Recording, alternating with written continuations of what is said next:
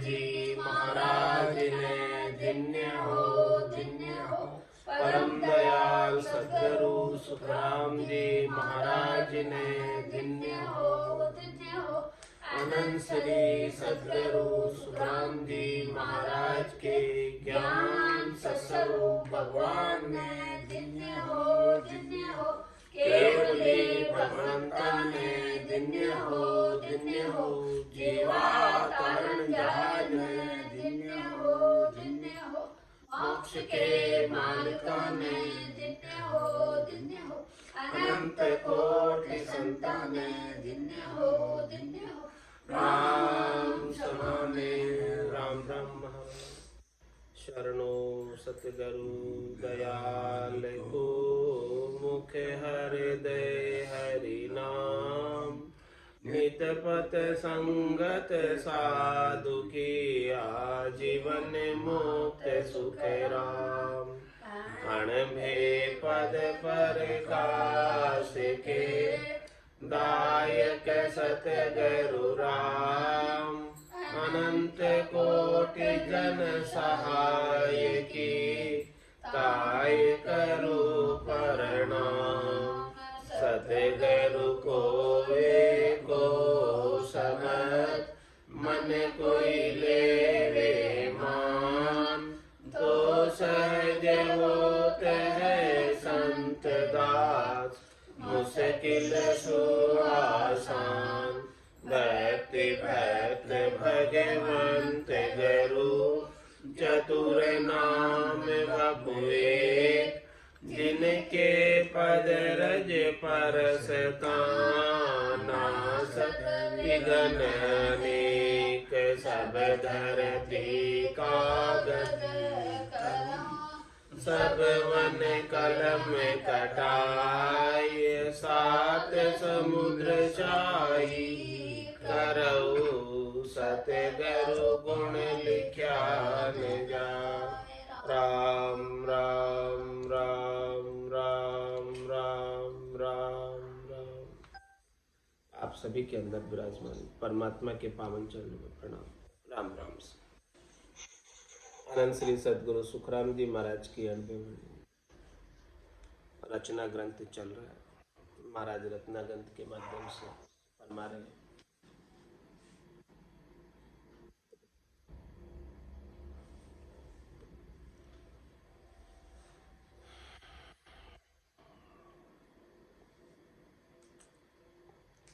जब ब्रह्मा जी ने कहा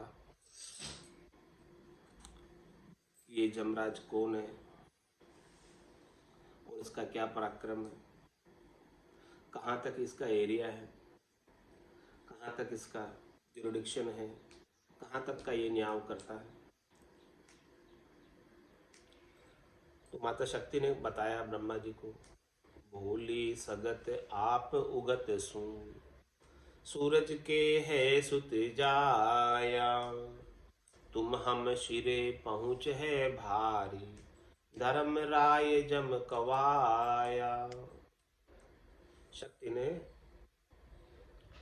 विचार करके बोल के कहा कि देखो ये जो धर्मराज है ये सूरज का पुत्र है, सूर्य पुत्र है और तुम हम सिरे पहुंचे भारी। इसकी पहुंच कहाँ तक की है, आप और हमारे सिर तक भी इसकी पहुंच है। आपका और हमारा भी ये न्याय करता है, ये न्यायाधीश है, सबका न्याय करता है। इसीलिए ये धर्मराय जम कहलाता है। जब शिव विष्णु कही आगा था धर्मराय मत आणो तुम हम सकल बस सो हुआ ताको कायो पाणो। तब कहा कि भाई आप और हम भी उसके बस में हो जाएंगे तो उसको क्यों उत्पन्न करते, क्यों उसको पैदा करते कि जिससे हम भी बस में हो जाए, क्या फायदा है उसको। तो माता शक्ति ने कहा कि सगति कहे पाप पुण्य दोई भेड़ा सदा नहीं होई जम राय बिन कौन भुगतासी नरक कुंड कहूँ तोई। भी पाप और पुण्य संग नहीं रह सकते, भेड़े नहीं रह सकते। दोनों का भुगतान अलग अलग करवाना पड़ता है और भुगतान कराने के लिए ही धर्मराय को उत्पन्न किया जा रहा है। यदि धर्मराय भुगतान नहीं करावे तो सब निरंकुश होकर जो नहीं करने चाहिए वो सब कर्म करने लग जाएंगे। इसीलिए इनका भुगतान कराना तो आवश्यक है, कर्मों का फल देना तो आवश्यक है। कर्मों के फल को देने के लिए ही धर्मराय की नियुक्ति, धर्मराय को उत्पन्न किया जा रहा है। तो इस प्रकार से कीनो झम दिवी कुतवाली जम किंकर सब न्यारा, फांसी गुरज दिया कर आवद पकड़ लिया जीव सारा। इस प्रकार से धर्मराय को बनाया गया, उत्पन्न किया गया और उसे कोतवाली सौंपी गई और उनके सेवा के लिए अनेक सेवादार रखे गए, किंकर रखे गए। 14 करोड़ किंकर है, 14 मुख्य जम है और एक एक के नीचे 1-1 करोड़ किंकर है, उनके सेवा करने वाले, उनके हुक्म को पालना करने वाले। और इन सब को जो है फांसी गुरज दिया कर आवद, इनको सब हथियार भी दिए गए और इस प्रकार से पकड़ लिया जीव सारा, सारे जीवों को पाप पुण्य के न्याय के लिए, लॉ एंड ऑर्डर को पालन कराने के लिए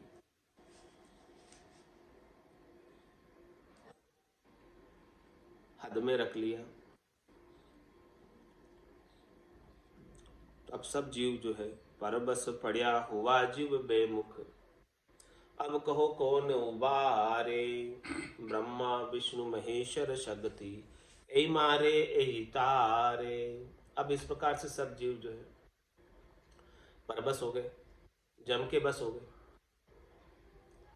जैसे जैसा शुभ अशुभ कर्म करते हैं वैसा वैसा धर्मराय भुगताता है। तब इनका संसार बसने लगा, चलने लगा, जीव यहाँ रहने लगे, ये भावसागर का चक्र चल निकला और ब्रह्मा विष्णु महादेव शक्ति यही तो मारते, यही तारते हैं, यानी यही सुख पहुंचाते हैं और यही वापस सुख पहुंचाने के बाद सुख के लिए जो भी उपाय किए जा रहे हैं उन सब उपायों का फल वापस इन जीवों को अपने आप भोगना पड़ता है, धर्मराय भुगताता है। तो ये जन्म मरण का चक्र आरंभ हो गया।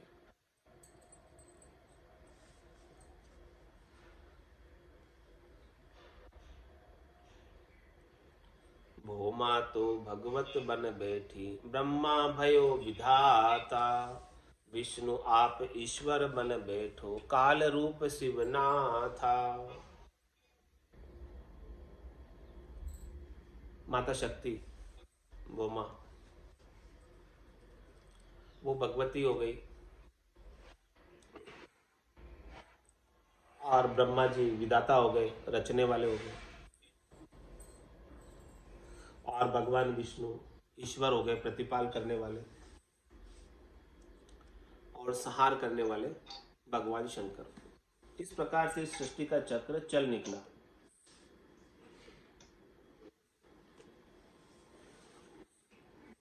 सारे कार्य व्यवस्थित रूप से होने लगा। पैदा करने वाले भी हैं, प्रतिपाल करने वाले भी हैं, संहार करने वाले भी हैं और माता शक्ति स्वरूप बनाने वाले भी है, शक्ति प्रदान करने वाले। तो 3 लोक 14 भवन के अंदर सब जीव अब बसने लगे। भयो अन्याव न्याम कुण बूझे, पर बस पड़िया पुकारे, पहले लेकर भोग भुकावे, पीछे गर्दन मारे। अब जीवों के साथ अन्याय होने लगा। क्या अन्याय होने लगा? जीव पहले ब्रह्म का ध्यान करके परम पद में जा रहे थे, आनंद पद में जा रहे थे, जहां बिछड़िया जा जाय समाया, वापस परमात्मा में मिल जा रहे थे। लेकिन अब ये करनी और क्रियाओं में लगकर, सुख प्राप्ति के उपायों में लगकर और उन करनी और क्रियाओं का फल भोगने के कारण छूट नहीं पा रहे। परबस पड़िया पुकारे। अब सब धर्मराय के अधीन हो गए। तो पहले लेकर भोग भुगा गए। पहले तो इनको सब सुख प्राप्ति के उपाय बताए गए, और जब जीव सुख प्राप्ति के उपायों में लग जाता है, उनका करनी करता है, क्रिया करता है, तो उन करनी और क्रिया का जो पाप और पुण्य है, करने से जो पाप हुआ है और करने से जो पुण्य हुआ है, फिर उसका भोग भोगने के लिए फिर से जन्म धरते आना पड़ता है, पीछे गर्दन मारे। पहले सुख प्राप्त कराते हैं और फिर दुख प्राप्त कराते हैं, पहले पुण्य भुगवाते हैं फिर पाप भुगवाते हैं। इस प्रकार से सारे जीव परबस हो गए। सूना जीव धनी बहु तेरा, जिन तिन हाथ बिकाया, धर्म राय को आज्ञा कीनी, पाप पुण्य भुगताया। अब इस प्रकार से सारे जीव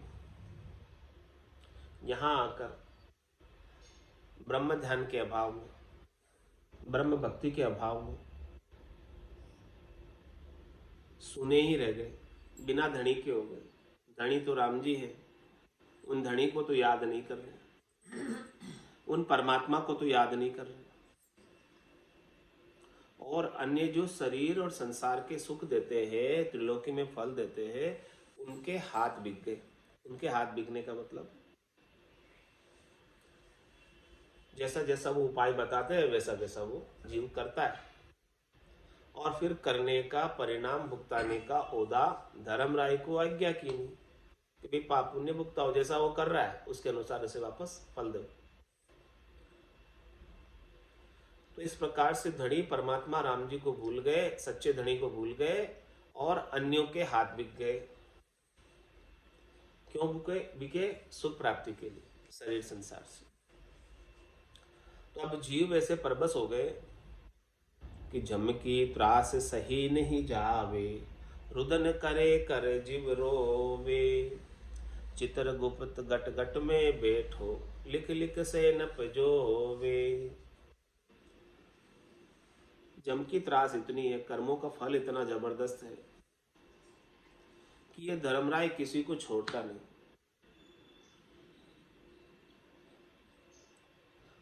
चाहे वो जीव कितना ही रुदन कर रहा है, चाहे वो जीव कितना ही रो रहा है, कितना ही कष्ट में है, लेकिन जैसा जैसा वो कर्म किया, वो कर्मों का फल उसे भोगना ही पड़ता है। कर्म के फल को भोगने से कोई बच नहीं सकता। क्यों नहीं बच सकता? उसका भी महाराज कारण बता रहे कि वो चित्रगुप्त गटगट में बैठो।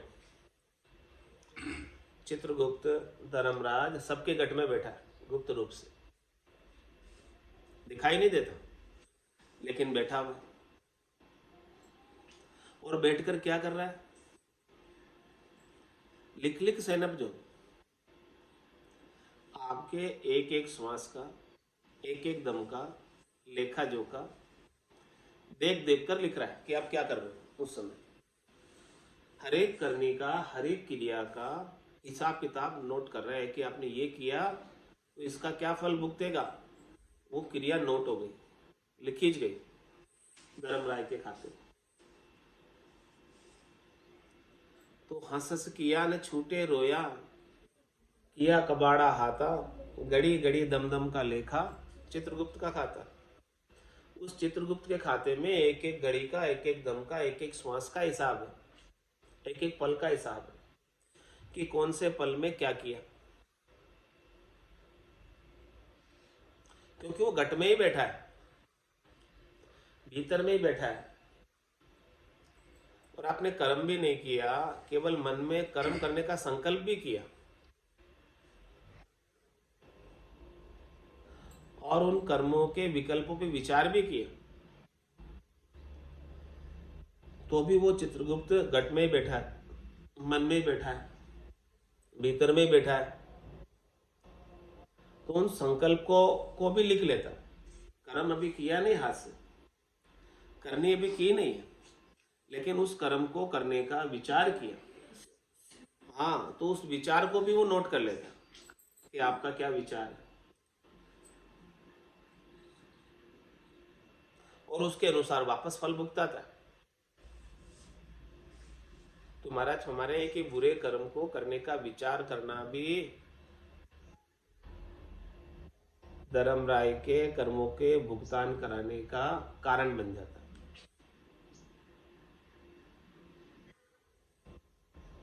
14 करोड़ चढ़े जम किंकर, मंड में धूम मचाए, हाहाकार करे हंस करुणा, जब सायब सुन पाए। इस प्रकार से पूरे त्रिलोकी के अंदर 3 लोक 14 भवनों। हाँ, ये 14 भवन है, इसीलिए एक एक भवन का एक एक सेनापति, एक एक जमराज नियुक्त कर लिया। 7 नीचे के भवन है, 7 ऊपर के भवन, इसीलिए 14 मुख्य जम नियुक्त किए गए, एक एक भवन के लिए एक एक त्रिलोकी में। और एक एक सेनापति को, एक एक जमराज को एक एक करोड़ की सेना भी साथ में दी। तो 14 करोड़ चढ़े जम किंकर, तो उसने 14 करोड़ों जम किंकरों ने पूरी त्रिलोकी पर चढ़ाई कर ली। कोई भी भवन सुना नहीं रहा, जहां जावे तहां काल गरास, जमड़ो लारे लागो, सहज राम बज राम स्नेही, रहे न कोई दागुर। ये 3 लोक 14 भवन तो जम के क्षेत्राधिकार में ही आते हैं। तो 3 लोक 14 भवनों में कहीं भी चले जाओ, सब जगह जम की कोतवाली है। मृत्यु लोक से स्वर्ग में चले जाओ, वैकुंठ में चले जाओ, ब्रह्मलोक चले जाओ, कैलाशपुरी चले जाओ, सब जगह तक उनका ही एरिया है, उनका ही साम्राज्य है, उनका ही राज चलता है। तो 14 करोड़ चढ़े जम किंकर, मंड में धूम मचाई। इस प्रकार से पूरी धरती पर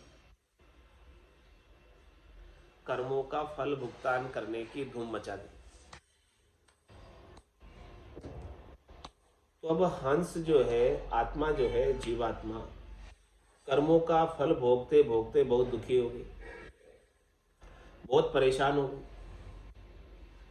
अब वो सोचने लगी कि मैं कहाँ फंस गई, किधर उलझ गई, अब इस यहाँ से कैसे निकलूं। कि यहाँ के दुख तो बहुत भारी है, कर्मों का फल तो बहुत भारी है, कोई बच नहीं सकता इन कर्मों के फल से। तो हाहाकार करे हंस करुणा, जब सायब सुन पाई। इस प्रकार से हंस हाहाकार मच गया हंसों में, यहाँ की जीवात्माओं में। तो सायब ने, परमात्मा ने, राम जी ने हंसों की ऐसी करुण क्रंदन पुकार को सुना, और पुकार सुन के करुणा की, दया की, कृपा की। क्या दया की, क्या करुणा की, क्या कृपा की। उपजे खपे पड़े जीव पर लय, वे दुख सुख वारन पारा। जब सुन बाज भई अवगत की, सिरजू संत हमारा। यहाँ पर इस त्रिलोकी के अंदर 3 लोक 14 भवनों के अंदर उपजे खपे पड़े जीव पर ले, जीव यहाँ पर उपज रहे, शरीर धरकर आ रहे और मृत्यु को प्राप्त हो रहे, उपज रहे, खप रहे, प्रलय में पड़ रहे, यानी दुख पा रहे, कष्ट पा रहे, तकलीफ पा रहे। और वे दुख सुख पार न पारा, इन शरीर धर के जो सुख दुख मिल रहे हैं, इन सुख दुखों का वार पार नहीं। तंदर सुखिया कोई नहीं देखा, जो देखा सो दुखिया होई। उदय अस्त की बात करे तो सबका किया विवेका हो, कोई भी सुखी नहीं। कोई तन दुखी, कोई मन दुखी, कोई धनमीन फिरत उदास, थोड़े थोड़े सभी दुखी, सुखी राम का दास। तो ऐसे दुख सुख का पार नहीं। तन दुख जादिन जावसी, जादिन धरे न दहे, निरंजन लग सुखराम के भुगते को नरी। तो उपजे खपे पड़े जीव पर ले, वे दुख सुख वार न पारा। इनके सुख दुखों का वार पार नहीं, अंत नहीं है, क्षय नहीं आता। एक काम करते हैं तो उसका परिणाम पाप पुण्य के रूप में भुगतना पड़ता है, फिर भुगत कर फिर करते हैं। इस प्रकार से वो चक्र चलता रहता है और इस चक्रव्यूह से बाहर ही नहीं निकल पाते। तो चक्रव्यूह से बाहर निकलने का ज्ञान किसके पास?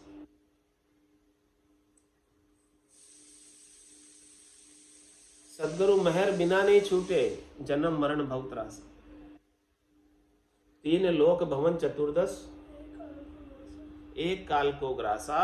सदगुरु मेहर बिना नहीं छूटे, जन्म मरण भव त्रास। जब सुनो बाज भई अवगत की, तब अविगत परमात्मा की आकाशवाणी हुई।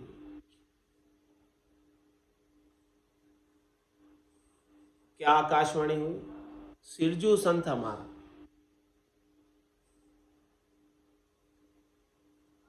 परमात्मा ने कहा कि मैं स्वयं संतों के रूप में इस धराधाम पर अवतरित होता हूं, आप जैसे जीवों के कल्याण के लिए, आप जैसे जीवों का कष्ट निवारण के लिए, दुख निवारण के लिए, जन्म मरण की त्रास मिटाने के लिए। तो परमात्मा स्वयं संतों के रूप में इस धराधाम पर अवतरित हुए। ऐसी आकाशवाणी उठी धुन सकल जुग धूजो, सुर नर करे विचारा।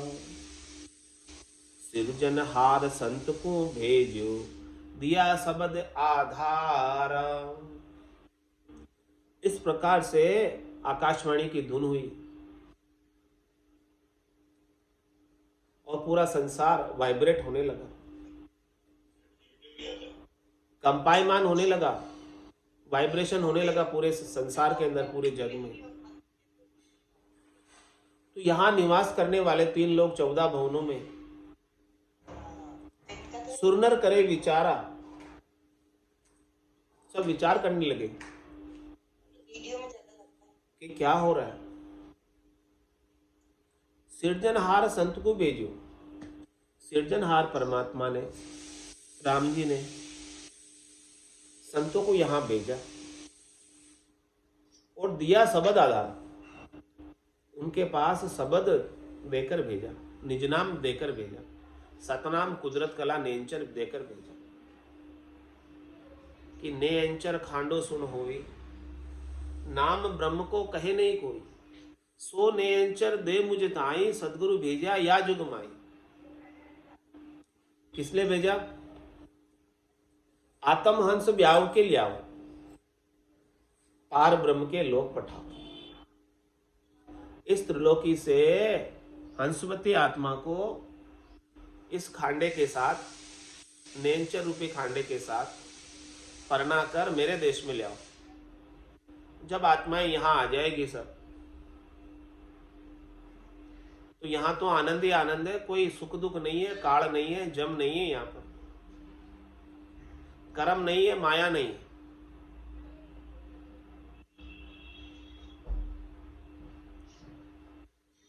तो उठी धुन सकल जुग धूजो, सुर नर करे विचारा। सिरजनहार संत को भेजा, दिया शब्द आधारा।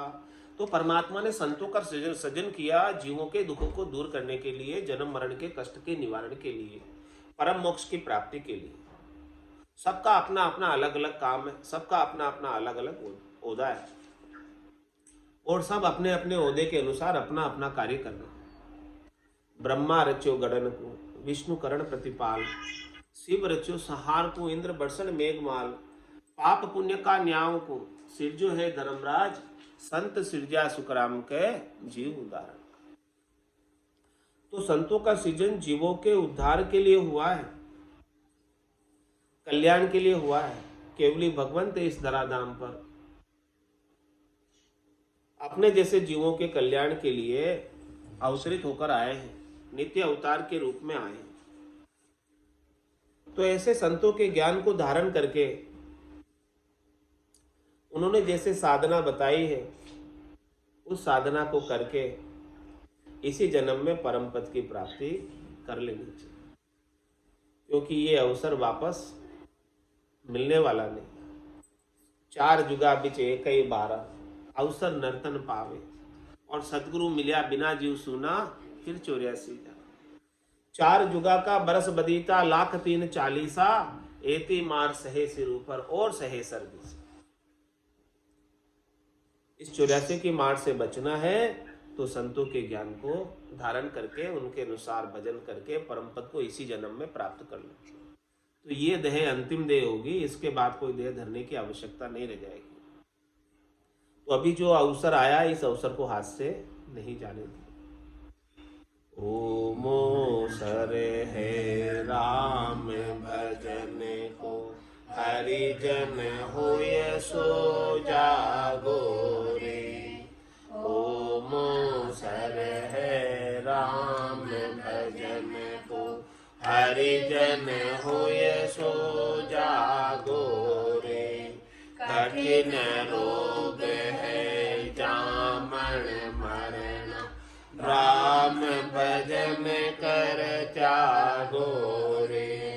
कठिन रोग है जामन मरण, राम भजन कर त्यागो रे।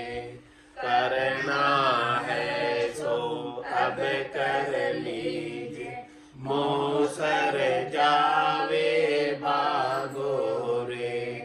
करना है सो अब कर लीजिए, मोसर जावे भागो रे।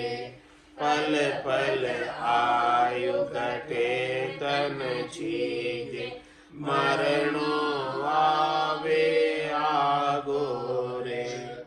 पल पल आयु घटे तन छीजे, मरणो आवे आगो रे।